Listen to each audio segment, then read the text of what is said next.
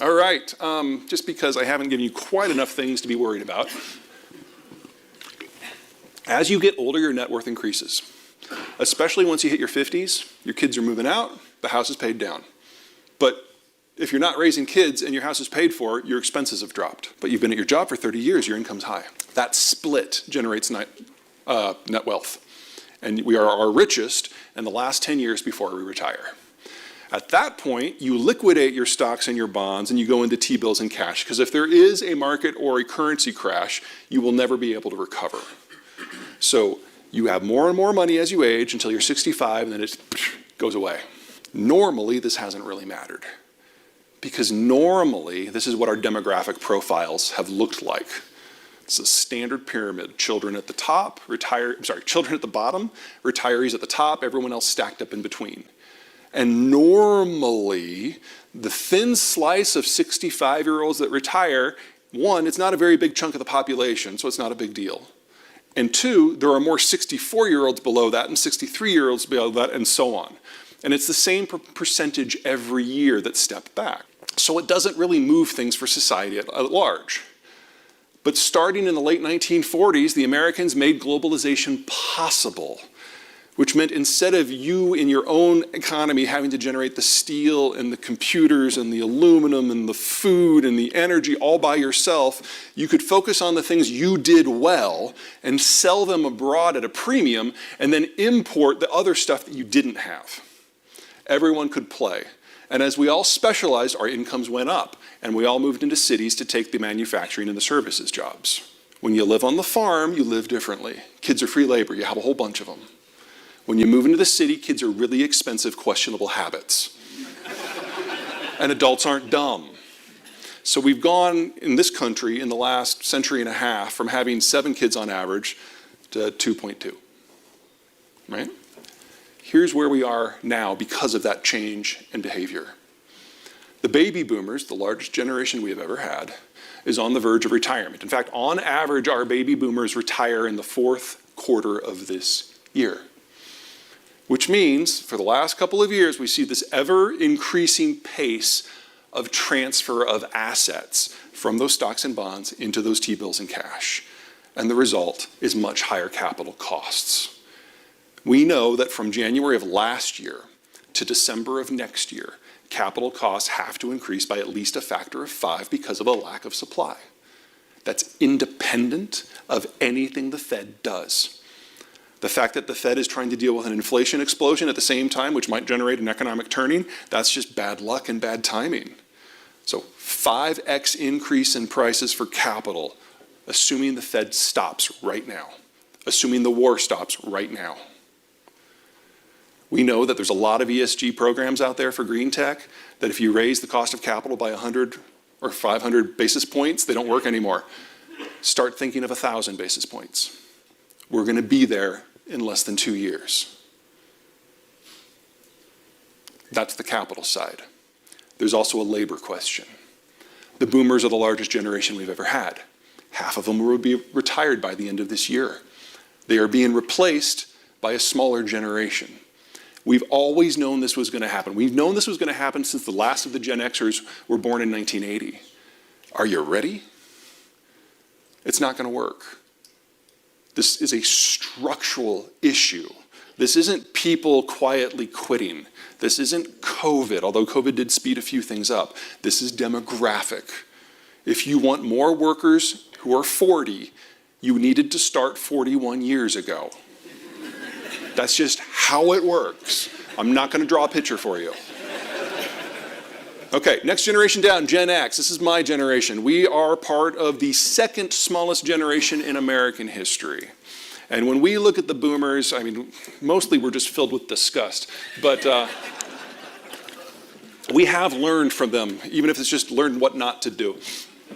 When the boomers entered the market back in the 80s, there were so many of them that they pushed down the cost of labor because they competed each other for wages. That forced most families to put a second worker into the workforce. 2-income families. That generated the pressure that gave the boomers the highest divorce rate in history. Gen X looks at that and is like, wow, we're not doing that. For us, our families and our time are at least as important as our money. So we are far more likely to be single income households, and we have a much higher marriage preservation rate than the boomers as a result. There are downsides to that. When you've got 800 gajillion boomers and like 112 Xers, and the Xers are the low men on the totem pole, you get the lowest wage increases in American history. Until now. Because now all the boomers are going away. And even if all Xers wanted to work, and we do not, there would never be enough of us to fill all those shoes. So we are now seeing the highest increases in compensation in American history. And it's going to run for at least another 10 years. So for us, we are finally having our day. The rest of you know this is labor inflation, and you can suck it. Zoomers, new kids on the block, born since 2000. They are the youngest generation. They are also the smallest generation. And they are not millennials. Now, millennials have a number of characteristics that are accurate and backed up by the data. Collegiate, cooperative, work well in groups, touchy-feely management skills, their forte, absolutely, strongly supported by the data. That's not the Zoomers. See, the millennials were raised by the boomers. They were told they were special, whatever. Zoomers were raised by Gen X. We never told them they were special. We told them they were behind, that they could never trust anyone, that Social Security and Medicaid weren't going to be there for us, so of course they're not going to be there for you. You're on your own. You trust no one. You have to be better. Not better than the millennials. That's easy. No. Better than everyone. They're overachievers. But they're loners, and they have the highest suicide rate in American history. It's probably because we told them that when they turn 17 and a half, they have to get the hell out of our house. Their dream job is to work in a locked closet coding in the dark. They're very loyal workers, but they never want to meet you. And if you need software work, this is great. We've got a whole generation custom built for it, but if you need somebody out on a line, oh my God, no. They are the most stilted workforce we were ever going to have. And we know exactly how many we have. We know exactly what the flow into the workforce for the next 20 years is going to be. They're already here. Just like we know exactly what the outflow because of the boomer retirement is going to be. This calendar year, that's a shortage of 400,000 workers a year. That will probably peak around 2032 at somewhere between 900,000 and 1.2 million shortage. That's our labor environment. We know exactly what it's going to look like for the next decade. Final generation, the millennials. We've talked about some of the positive aspects, so it's only fair to talk about some of the negative. Lazy, entitled, show up for work at the crack of 1 p.m. Data also supports that for half of them. The other half have always done everything we've always expected of them, demanded of them. They graduated from college in 3.5 years. They didn't go to Europe to find themselves for a decade. They went straight into the workforce. And because of it, they got screwed. When the financial crisis hit in 2008, they were the last ones in the door. They were the first ones kicked out. So whether it's because the millennials did everything right or everything wrong, they missed out on 3 to 5 years of core formative work experience in their 20s, and they will never get that back. They are the least skilled worker demographic we have ever had for their age group. And they will be until the day they retire. The hope for the labor market to get back to where we were in 2019 still lies with millennials, indirectly. It lies with their kids. A large generation generates a large generation.